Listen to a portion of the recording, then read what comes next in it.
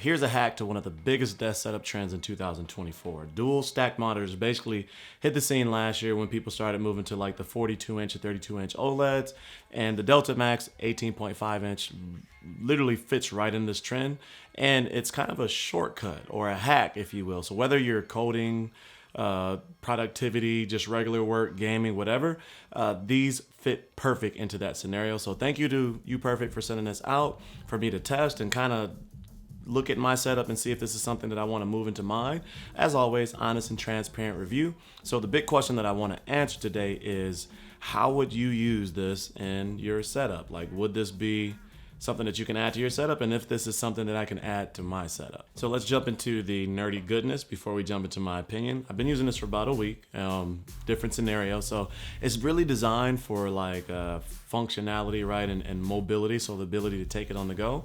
But it also fits in that niche, like I said earlier, with the dual stacked monitors. So as far as like the specs, the screen size is 18.5 inches. They're both 1080p. They have 60 hertz refresh rate, and they have a 16 millisecond response time, which is okay for casual gaming. The color accuracy, it's 100% of the sRGB color gambit.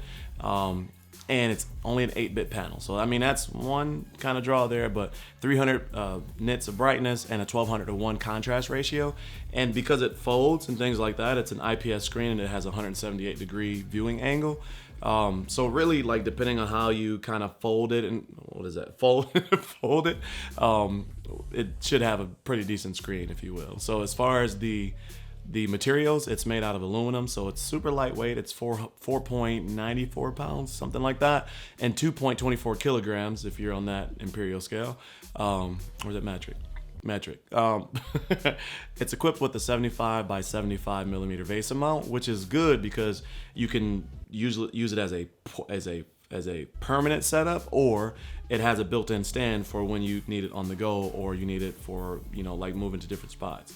It does have speakers. I mean, they're not the best speakers, so they're 8 watt or 8 ohm 1 watt speakers, and they say they're surround or something like that, but I'll let you be the judge of it. Maybe my idea to explore the camp wasn't so good after all.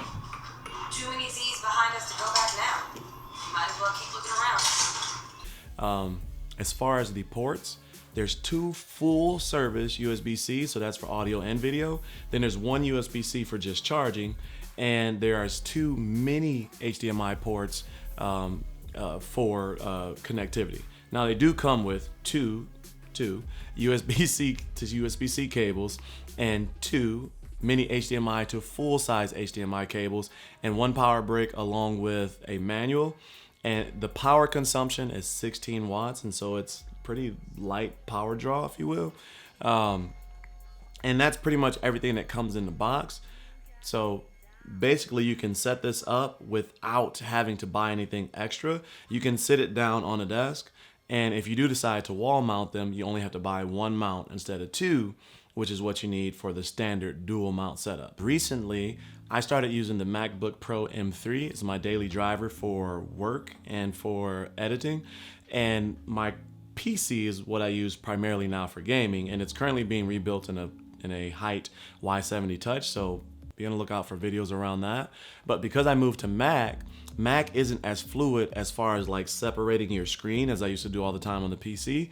And so I found, and it's probably because I'm a new Mac user and don't really understand the interface yet. So if you are a Mac user and you understand how to separate your screen, put that in the comments below.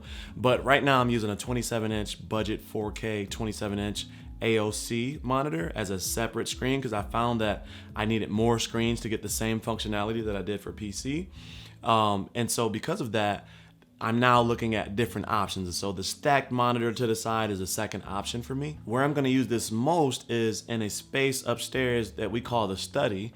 And we've used this since the pandemic, basically when the kids had to come home and work virtually. And since then, it's been pretty much their one space for their homework and study, for content consumption, and a quiet space for them to read. And it's been updated over time, so now we got entertainment stuff in there for gaming, like the Oculus and the Xbox and a big screen TV. And now I'm setting this station up there as well for a touchdown setup for work, and so they can do their homework, they can do some light editing, they can do some content consumption, and they can do pretty much just browse the web and things like that, and casual gaming. And so that's how I'm using it right now. And what I found is it's super fast to deploy, which is something that's cool. I got it paired with one of my Sunday PCs, and I did a dedicated video on the Sunday PC, and I'll say just go out and buy one. They're really powerful and compact at the same time. I'll put that here, wherever. And the nice thing about this setup, the Sunday PC and the dual monitors, is it's pretty much a full-on setup. So if you're a casual user, web browsing, casual gaming, you can use that setup. And if you're on the go, you can take those monitors and pair with your laptop for extra screen real estate for work or play or whatever, hanging out at Starbucks, doing your thing, whatever the case may be. The only downside I've seen in using these is the 1080p resolution, and that is a personal thing. I'm definitely a pixel peeper when it comes to that. If you follow my channel, you know that I use OLED as my primary monitor and television, and I don't really, I enjoy other technologies, but to me, gets no better than OLED. And so with that being said, what I would like to see in the future is 4K and a higher refresh rate for gaming. And I know that probably pushes the price up to $1,200, $1,500, and I'm okay with that based on the type of user that I am. Also, 16 millisecond response time, again, after using OLED for so many years at 0.02 response time, but again, it's really designed for productivity, having extra screen real estate, and the casual gamer. So with that being said, I can't really list those as negatives. It's more along the lines of what my personal thoughts, my personal interests are. My final thoughts on these, they're definitely worth the price for most users because they're basically really fluid, they're really functional, they're easy to deploy, they unfold, sit on the desk, and off you go.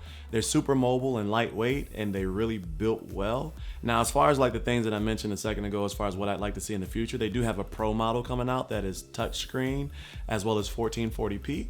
So put in the comment section below if you want them to send those out for me to test as well. And there's also some competitors in the market. Now, I'm not going to recommend any of them because I have not touched or tested them, but I will say that I do definitely recommend these. And using these for about a week, they've been really smooth. I've had no issues whatsoever. Took me a little second to understand USB-C, HDMI, etc. They're one cable connect capable, but depending on your usage, you want to plug in the power and the USB-C to make sure you got full functionality. You can use these with 2 devices on each screen, or you can use them with 1 device and using it as multiple screens for that 1 device. If you're new to today's content, consider joining the Cozy Coalition. Hit that subscribe button below. We just hit 15,000 subs this weekend. 20,000 subs is next. Let's do it. But as always, stay cozy in that crazy world, and I will see you in the next video. Peace.